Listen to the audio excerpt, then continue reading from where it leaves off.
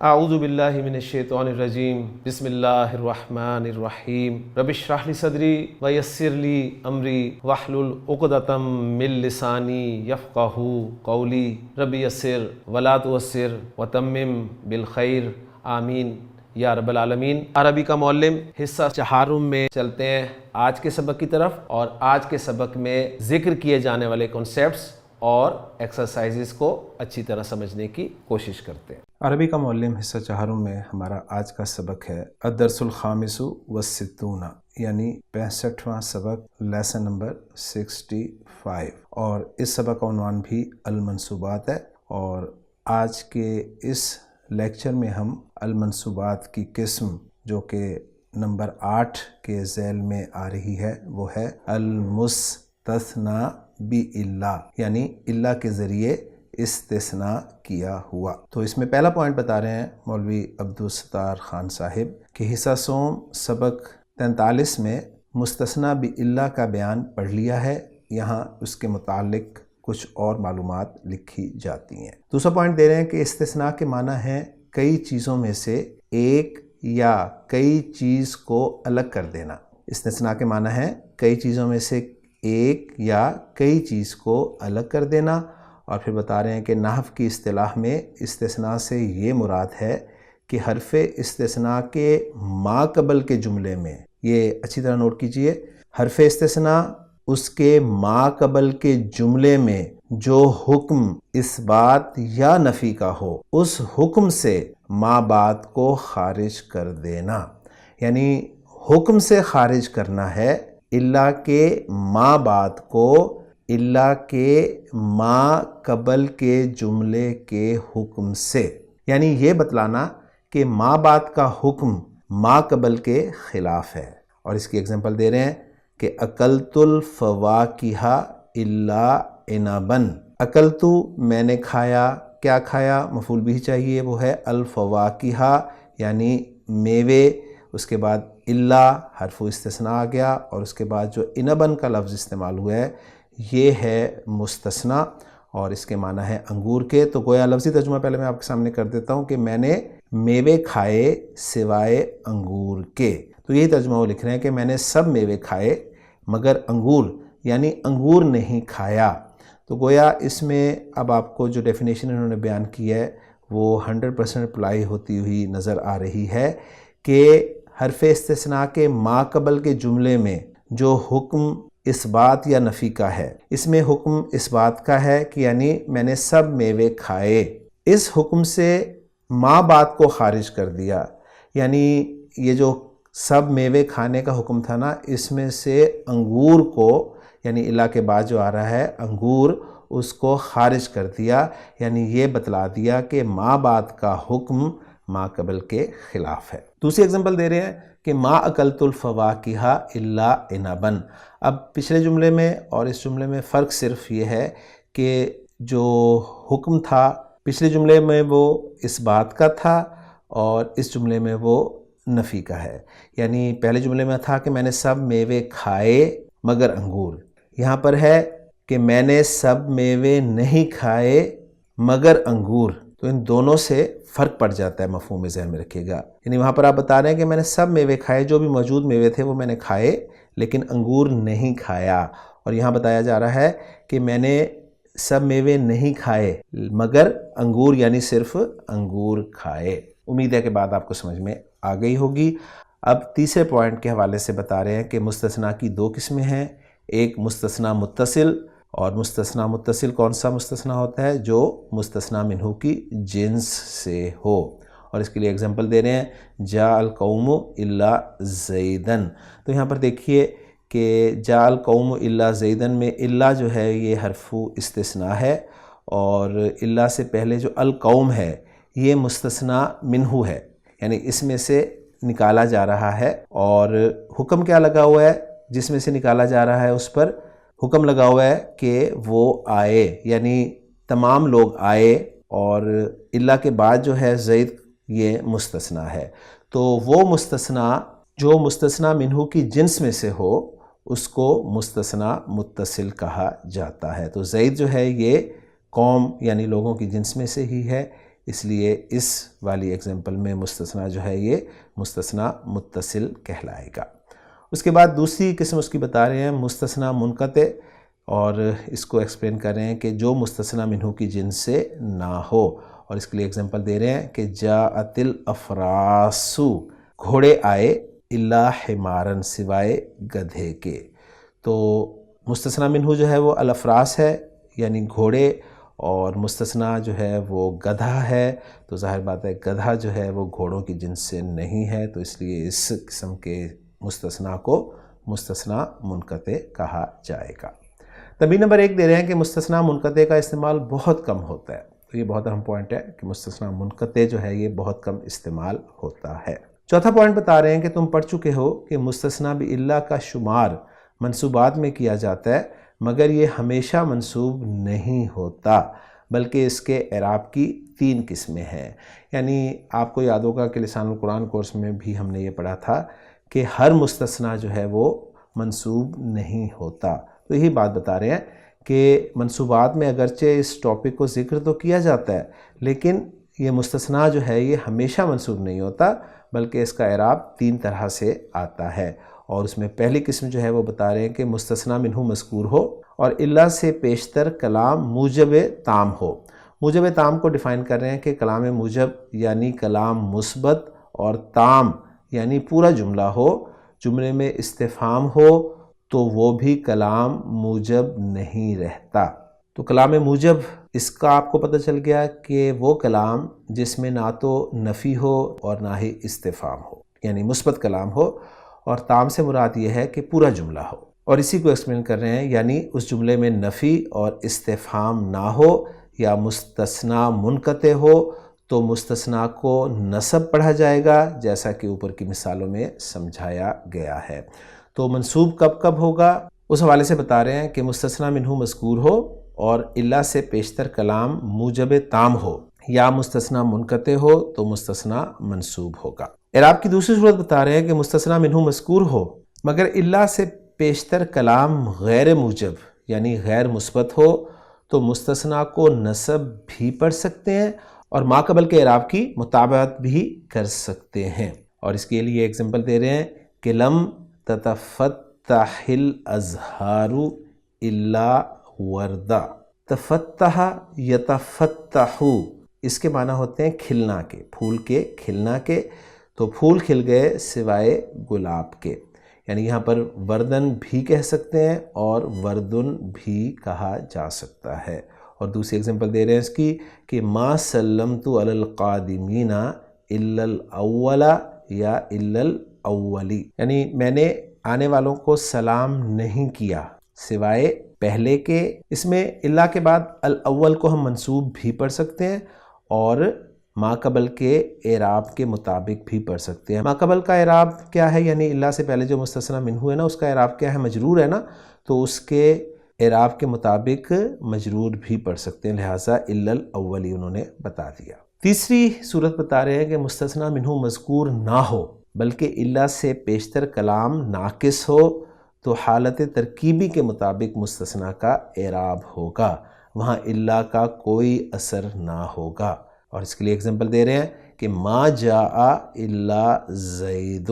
تو یہاں پر آپ دیکھیں الا سے پہلے کلام جو ہے وہ ایک تو غیر موجب ہے، یہ بھی نظر آ رہا ہے ہمیں، اور دوسرے کلام جو ہے وہ تام نہیں ہے، ناقص ہے، اور تیسری بات یہ کہ مستثنا منہو بھی مذکور نہیں ہے، یعنی جا کا اگر ہم دیکھیں فاعل مذکور ہی نہیں ہے جسے ہم مستثنا منہو قرار دیں، یعنی اگر اس جملے کو آپ اس کے ساتھ ملائیں نا کہ ما جاء القوم الا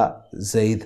تو اس صورت میں دیکھیں یہ کلام جو ہے وہ ناقص ہے، مستثنا منہو مذکور نہیں ہے، ٹھیک ہے، اور کلام غیر موجب بھی ہے، تو ایسی صورت میں مستثنا کا اعراب جو ہے وہ ترکیب کے مطابق ہوگا، تو یہاں پر مستثنا جو ہے اس کو مرفوع پڑھا جائے گا بطور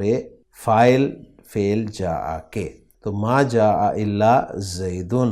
ما رأیت الا زیدن، لم اسافر الا مع زید،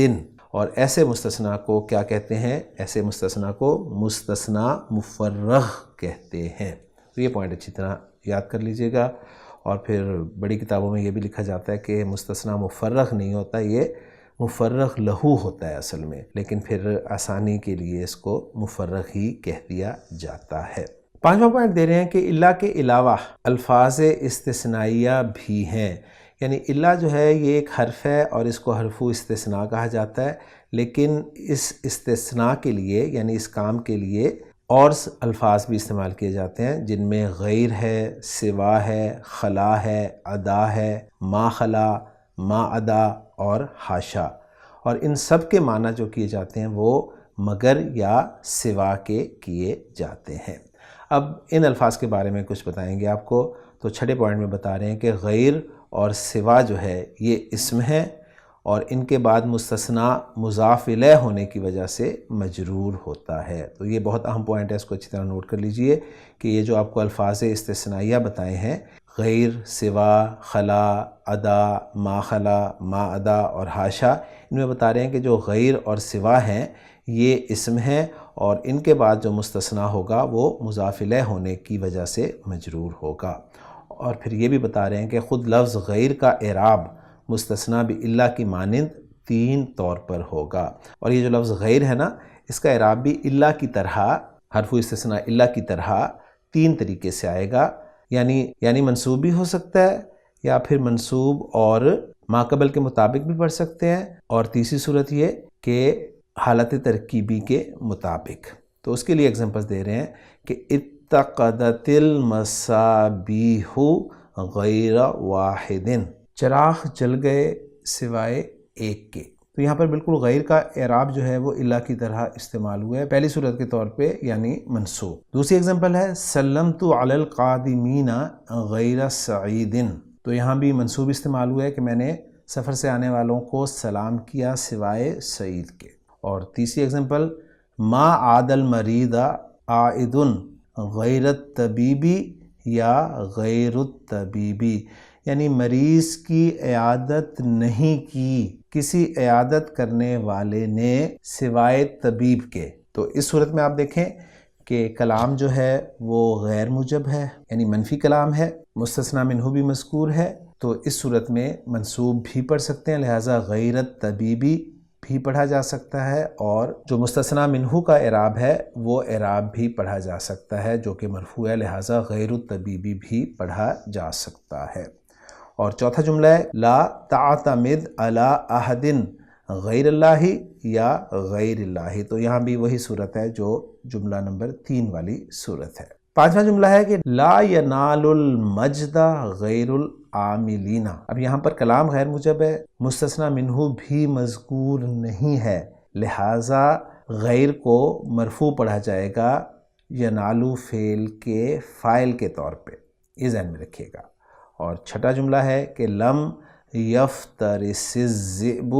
غیر شاذۃ، اور پھر شاذہ کے معنی لکھ رہے ہیں کہ گلہ یا ریوڑ سے الگ ہو جانے والی بھیڑ بکری۔ افترسا یفترسو افتراسن کے معنی ہوتے ہیں شکار کو پھاڑ ڈالنا۔ تو یہاں پر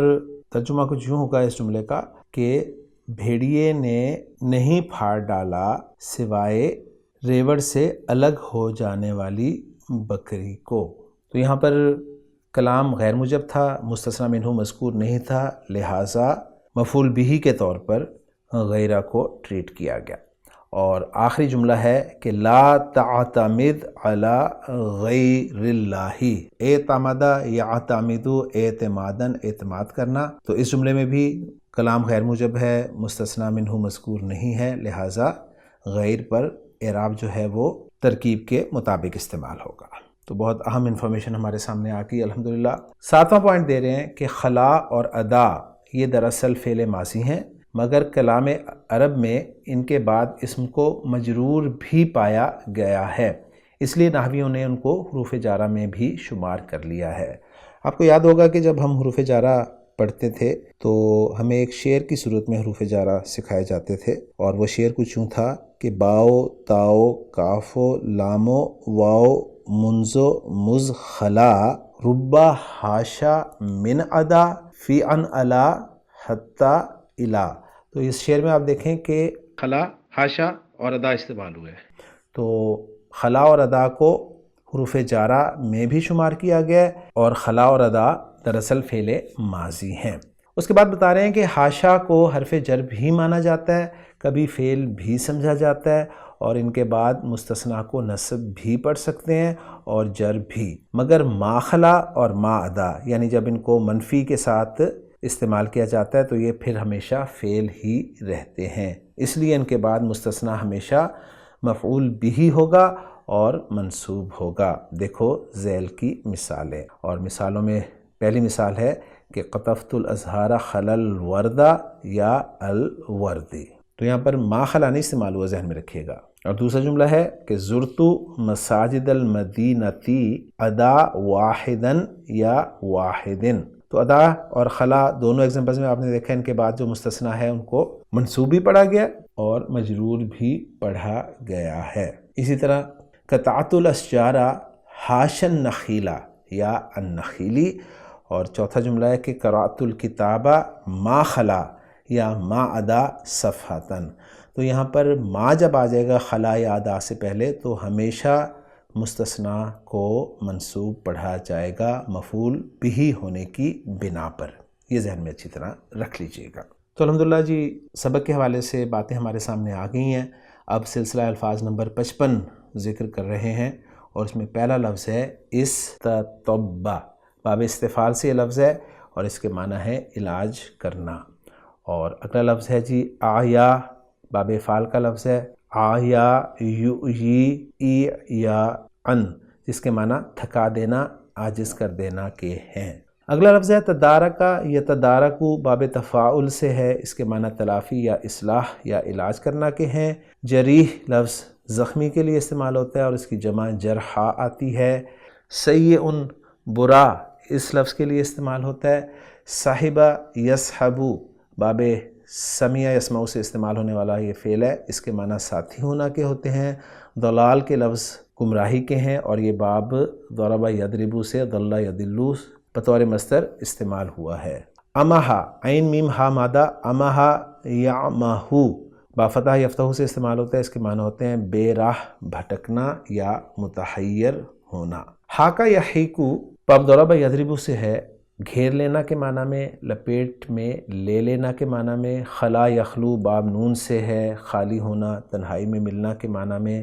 داوا یداوی باب مفعلہ، اس کے معنی ہے علاج کرنا۔ اور داؤن جس کی جمع ادواؤن آتی ہے، یہ مرض یا بیماری کے لیے استعمال ہوتا ہے۔ غزلن جسے ہم اردو میں غزل کہتے ہیں، اس کے معنی ہے عورتوں کے متعلق عاشقانہ کلام۔ اور لا محالتہ یہ ضرور کے معنی میں استعمال ہوتا ہے، یعنی آپ نے اردو میں اگر ضرور کہنا ہونا کہ یہ ضرور ہونا چاہیے تو آپ کہیں گے کہ لا محالہ۔ اور نیرن یہ روشنی دینے والا ستارہ ان معنی میں استعمال ہوتا ہے، اور نیرانی یہ چاند اور سورج دونوں کے لیے بطور مثنیٰ ورڈ استعمال ہوتا ہے۔ تو الحمدللہ سبق بھی مکمل ہو گیا اور سلسلہ الفاظ کو بھی ہم نے دیکھ لیا۔ اب آگئی ہے ہماری مشق اس سبق کی، جو کہ مشق نمبر 116 ہے، اور اس مشق کے لیے میں دعوت دوں گا مفتی سعید صاحب کو کہ وہ آپ کے سامنے اس مشق کو تفصیل سے بیان کریں۔ بسم اللہ الرحمن الرحیم۔ عربی کا معلم، حصہ چہارم، سبق نمبر 65، جو کہ مستثنیٰ کے اعرابی احکام سے متعلق ہے، اس کی مشق نمبر 116 کی تحلیل پیش خدمت ہے۔ اس میں تنبیہ کے طور پہ کہا جا رہا ہے کہ ذیل کی مثالوں میں مستثنیٰ کی قسمیں اور اعراب پہچانو۔ پہلی مثال ہے قدیم الجنود الا القائد فإنه مشغول في تدارك المرضى والجرحى وسيقدم غدا او بعد غد۔ قدیم الجنود آ گئے لشکر یا آ گئی سپاہ، الا القائدہ سوائے سپہ سالار کے، فإنه مشغول في تدارك المرضى والجرحى اس لیے کہ یقیناً وہ مشغول ہے بیماروں اور زخمیوں کے تدارک میں، یعنی ان کی دیکھ بھال میں۔ مرضى مریض کی اور جرحى جریح کی جمع ہے۔ وَسَيَقْدَمُ غَدًا او بعد الغد، اور ان قریب وہ کل یا پرسوں آ جائے گا۔ اس میں القاعدہ مستثنیٰ ہے، اور یہ مستثنیٰ بِإِلَّا ہے، اور یہ مستثنیٰ متصل اس لیے ہے کہ اس سے پہلے مستثنیٰ منہ الجنود ہے، القاعدہ اسی کی جنس میں سے ہے، اور یہ ایسا مستثنیٰ بِإِلَّا ہے جس سے پہلے کلام موجب تام ہے۔ موجب اس لیے کہ کوئی نفی و استفہام نہیں، اور تام اس لیے کہ مستثنی منہ مذکور ہے، لہذا یہاں القاعدہ مستثنی بِإِلَّا منصوب ہوگا۔ مثال نمبر 2 ہے یعیش الناس براحۃ الا الکسلان وسیء الاخلاق، کہ جیتے ہیں لوگ یا زندگی گزارتے ہیں لوگ راحت میں سوائے سست آدمی کے اور بد اخلاق کے۔ اس میں سیء الاخلاق کا عطف ہے الکسلانہ پر، اور یہ معطوف علیہ اور معطوف مل کر مستثنی بِإِلَّا ہیں، اور یہ مستثنی متصل ہے اس لیے کہ الکسلان اور سیء الاخلاق یہ الناسو کی جنس میں سے ہیں، اور یہ ایسا مستثنی بِإِلَّا ہے کہ جس سے پہلے کلام موجب تام ہے۔ یعیش الناس براحہ، اس میں کوئی نفی و استفہام نہیں، اور الناس مستثنی منہ مذکور ہے، لہذا الکسلانہ و سیء الاخلاق یہ مستثنی بِإِلَّا منصوب ہوگا۔ تیسری مثال ہے انتبہ المسلمون الا المنافقین منهم الذین یتخذون الکفار اولیاء بعدما هم اظہروا ما فی قلوبهم من العداوة والبغضاء وقتلوا كثيرا من المسلمین وَيَأْبَوْنَ إِلَّا اسْتِعْبَادَ الْمُسْلِمِينَ وَتَذْلِيلَهُمْ۔ انتبہ المسلمون کہ مسلمان منتبہ ہو گئے، متنبہ ہو گئے، بیدار ہو گئے، چونک گئے، سوائے ان میں سے منافقین کے۔ الذین یتخذون الکفار اولیاء، وہ منافقین جو کافروں کو دوست بناتے ہیں، بعدما ہم اظہروا ما فی قلوبہم، بعد اس کے کہ انہوں نے وہ چیز ظاہر کر دی جو ان کے دلوں میں ہے، من العداوت والبغضاء یعنی دشمنی اور بغض، وقتلوا کثیرا من المسلمین، اور انہوں نے بہت سے مسلمانوں کو قتل کیا، ویأبون، اور وہ انکار کرتے ہیں ہر چیز کا سوائے استعباد المسلمین وتذلیلہم، مسلمانوں کو غلام بنانے اور انہیں ذلیل کرنے کے۔ اس میں 2 مثالیں ہیں مستثنی کی۔ نمبر 1 المنافقین، یہ ایک تو مستثنی بِإِلَّا ہے، دوسری یہ مستثنی متصل قرار دیا جائے گا اس لیے کہ ظاہری اعتبار سے منافقین مسلمون کی جنس میں سے، اور بالخصوص یہاں المنافقین منہم کہا جا رہا ہے کہ انہی مسلمانوں میں سے منافقین، اگرچہ منافقین حقیقت میں مسلمان نہیں اور مسلمون کی جنس میں سے نہیں، لیکن ظاہری اعتبار سے مسلم معاشرے کے وہ افراد شمار ہوتے ہیں، اس لیے انہیں یہاں مستثنی متصل کے طور پہ لیا جا رہا ہے۔ تو یہ المنافقین مستثنی بِإِلَّا ایسا ہے جس سے پہلے کلام موجب ہے اور تام ہے، مستثنی منہ مذکور ہے، اور کلام کے اندر کوئی نفی یا استفہام نہیں ہے، لہذا المنافقین یہاں منصوب ہوگا۔ دوسری مثال ہے استعباد المسلمین و تذلیلہم، تذلیلہم کا عطف ہے استعباد المسلمین پر، اور یہ معطوف علیہ اور معطوف مل کر مستثنی بِإِلَّا ہے، اور یہ ایسا مستثنی ہے کہ جس سے پہلے مستثنی منہ مذکور نہیں ہے، اور تقدیر بار یوں بنتی ہے وَيَأْبَوْنَ كُلَّ شَيْءٍ إِلَّا اسْتِعْبَادَ الْمُسْلِمِينَ وَتَذْلِيلَهُمْ۔ تو لہذا یہ مستثنی مفرغ ہے، اور مستثنی مفرغ کا اعراب حسب عمل ہوتا ہے، اور یہاں استعباد المسلمین وتذلیلہم یا ابونا کا مفعول بہ ہونے کی وجہ سے منصوب ہے۔ مثال نمبر 4 ہے صادقت کل الجیران الا المتکبرین، کہ میں نے تمام پڑوسیوں سے دوستی کی سوائے متکبرین کے۔ اس میں المتکبرین مستثنی بِإِلَّا ہے، اور یہ مستثنی متصل بھی ہے اس لیے کہ یہ المتکبرین کل الجیران کی جنس میں سے، اور یہ ایسا مستثنی ہے جو کلام موجب تام کے بعد واقع ہے، تو اس لیے یہ بھی منصوب ہے۔ مثال نمبر 5 ہے لم یصحبک عند موتک الا عملک، کہ تیری موت کے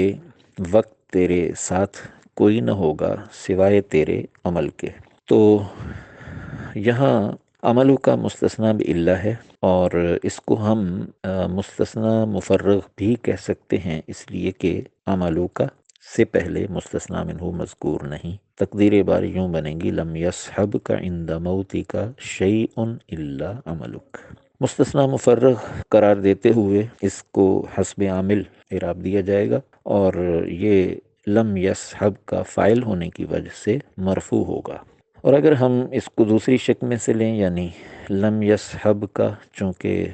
کلام غیر موجب ہے، کلام میں غیر موجب ہونے کی وجہ سے عملو کا اعراب 2 طرح ہو سکتا ہے کہ اس کو منصوب پڑھا جائے یا اس کو حسب عامل لیا جائے، لہٰذا اس صورت میں لم یصحب کا عند موتک الا عملک اور الا عملک دونوں طرح پڑھنے کی گنجائش ہوگی۔ چھٹی مثال ہے لا یقع الحال الا نکرۃ مشتقۃ الا فی بعض الامثلۃ یکون الحال معرفۃ واسما جامدہ، کہ نہیں واقع ہوتا حال مگر نکرہ مشتقہ سوائے بعض مثالوں کے کہ ان میں حال معرفہ اور اسم جامد ہو سکتا ہے۔ اس میں نکرۃ مشتقۃ مستثنی بِإِلَّا ہے، اور اس کو ہم دو طریقے سے لے سکتے ہیں کہ نکرتم مشتقتاً اس کو ہم اس لیے پڑھیں کہ یہ بھی مستثنی مفرغ قرار دیا جا سکتا ہے کہ اس کا مستثنی منہ پیچھے مذکور نہیں، تقدیر عبارت یوں ہونی چاہیے لا یقع الحال کلمۃ من الکلمات الا نکرۃ مشتقہ، کہ حال کلمات میں سے کسی کلمہ کے طور پہ واقع نہیں ہوتا مگر نکرہ مشتقہ واقع ہوتا ہے۔ تو مستثنی مفرغ ہونے کی وجہ سے اس کو حسب عامل لیا جائے، اور یہ لا یقع کا مفعول بھی ہونے کی وجہ سے منصوب ہوگا۔ اور دوسرے اگر ہم لا یقع الحال کو کلام غیر موجب کے طور پر لیں تو اس کا جو مستثنی ہوتا ہے اس پر دو اعراب آ سکتے ہیں، منصوب بھی ہو سکتا ہے اور حسب عامل بھی ہو سکتا ہے۔ تو اس طرح گویا اس کو نکرتم مشتقتاً ہم منصوب اس وجہ سے بھی پڑھ سکتے ہیں کہ مستثنی منصوب ہوگا، اور اس کو ہم نکرتم مشتقتاً حسب عامل قرار دیتے ہوئے بھی پڑھ سکتے ہیں۔ نکرتم مشتقہ جیسا کہ کتاب کے اندر اس کو مرفوع لکھا گیا ہے، یہ میری سمجھ میں نہیں آ رہا کیوں لکھا گیا۔ مثال نمبر 7 ہے لم تخلو منظومات الشعراء من الغزل سوا دیوان ابن العتاہیۃ والخنساء، کہ شاعروں کے منظومات نظم کی ہوئی چیزیں خالی نہیں ہوتی غزل سے سوائے ابن عتاہیہ اور خنساء کے دیوان کے۔ دیوان شاعرانہ مجموعے کو کہا جاتا ہے، تو اس میں دیوان ابن العتاہیۃ والخنساء یہ مستثنی ہے، اور یہ سوا کا مضاف الیہ ہونے کی وجہ سے مجرور ہے۔ مثال نمبر 8 ہے مالی انیسن سوى الکتابی، کہ میرا کوئی مونس و غم گسار نہیں سوائے کتاب کے۔ اس میں بھی الکتابی سوا کا مضاف الیہ ہونے کی وجہ سے مجرور ہے۔ مثال نمبر 9 ہے ما ساد الا ذو العزم یا ذا العزم المجد المخیر الموسر صاحب العلم والعقل، یا ان کو بھی ہم منصوب پڑھیں المجد المخیر الموسر صاحب العلم والعقل۔ وما ذل الا الجاہل الکسلان البخیل ابن الغرض، اور وما ذل الا الجاہل الکسلان البخیل ابن الغرض۔ اس کو جیسا کہ کتاب میں کہا جا رہا ہے کہ ذو العزم یا ذا العزم دونوں طرح پڑھا جا سکتا ہے، تو یہ تبھی ہو سکتا ہے جب کہ ہم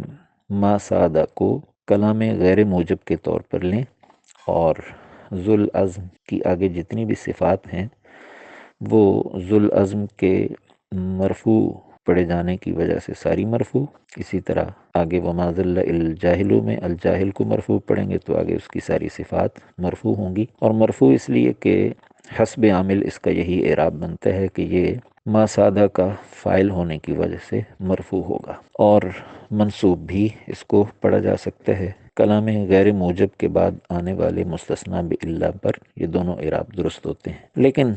اس کو اگر ہم مستثنی مفرغ کے طور پہ دیکھیں کہ ما ساد رجل الا ذو العزم، کہ کوئی بھی شخص یا ما ساد شخص کوئی بھی شخص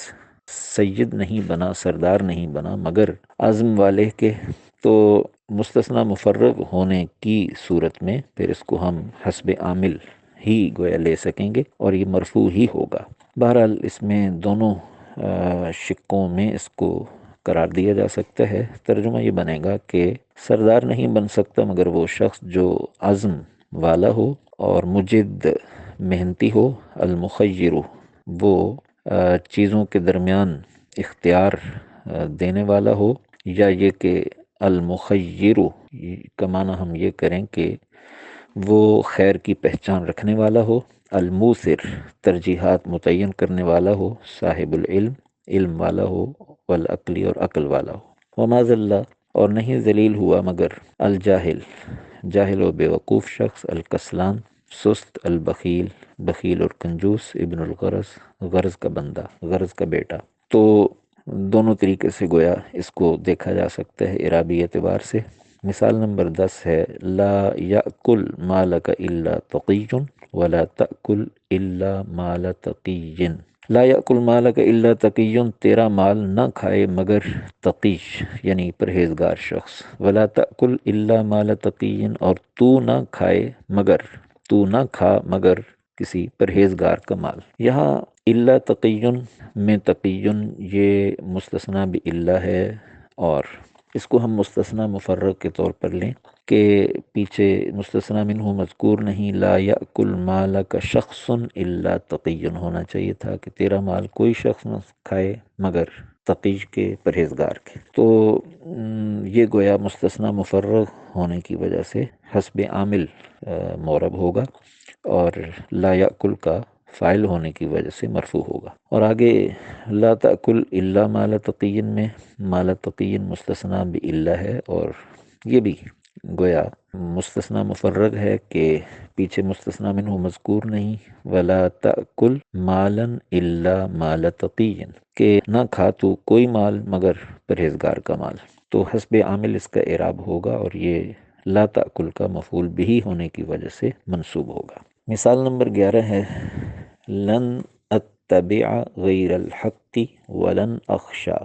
غیر اللہ، کہ میں حق کے علاوہ کسی چیز کی پیروی نہیں کروں گا اور میں ہرگز نہیں ڈروں گا سوائے اللہ کے۔ یہاں غیر الحق میں الحق مستثنی ہے، اور غیر کا مضاف الیہ ہونے کی وجہ سے مجرور ہے۔ اسی طرح غیر اللہ میں لفظ اللہ یہ مستثنی ہے، اور غیرہ کا مضاف الیہ ہونے کی وجہ سے مجرور ہے، اور اس میں خود غیرہ کا اعراب جو ہے وہ مستثنی بالا جیسا ہوگا۔ اور یہاں چونکہ لن اتبع یہ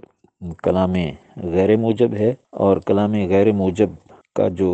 مستثنی بالا ہوتا ہے اس پر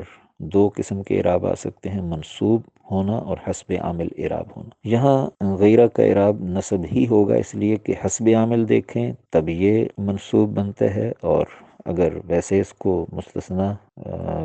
منصوب کے طور پر لیں تب بھی اسی طرح غیر اللہ میں، تو بہرحال یہ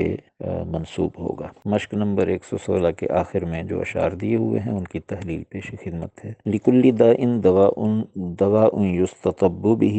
إِلَّا الْحَمَاقَةَ أَعْيَتْ مَنْ يُدَاوِيهَا أَلَا كُلُّ شَيْءٍ مَا خَلَا اللَّهَ بَاطِلُ وَكُلُّ نَعِيمٍ لَا مُحَالَةَ زَائِلُ۔ لِكُلِّ دَاءٍ دَوَاءٌ، ہر بیماری کی کوئی نہ کوئی دوا ہے، یستطب بھی جس کے ذریعے طبابت طلب کی جاتی ہے، اور مطلب یہ کہ جس کے ذریعے علاج کیا جاتا ہے۔ الا الحماقۃ، سوائے حماقت کے، آیت اس نے عاجز کر دیا، من یداویہا اس شخص کو جس نے اس کا علاج کیا، یہ اس نے عاجز کر دیا اس شخص کو جو اس کا مداوع چاہے۔ الا کل شیء ما خلا اللہ باطل، یاد رکھو ہر چیز سوائے اللہ کے باطل ہے، وکل نعیم لا محالۃ زائل، اور ہر نعمت لا محالہ زائل ہونے والی ہے، ختم ہونے والی ہے۔ اس میں ایک مثال ہے مستثنی بالا کی، الا الحماقۃ، اور یہ ایسا مستثنی بالا ہے جو نمبر 1 متصل ہے، اس لیے کہ یہ لکل داء میں کل داء مستثنی منہ کی جنس میں سے ہے، اور دوسرے یہ کہ اس سے پہلے لکل داء دواء یستطب بہ یہ کلام موجب ہے اور تام ہے، لہذا الحماقۃ یہ مستثنی بالا منصوب ہوگا۔ دوسری مثال ہے ما خلا اللہ، اس میں ما خلا یہ گویا ایک فعل ہے اور لفظ اللہ مستثنی ہے، اور یہ ما خلا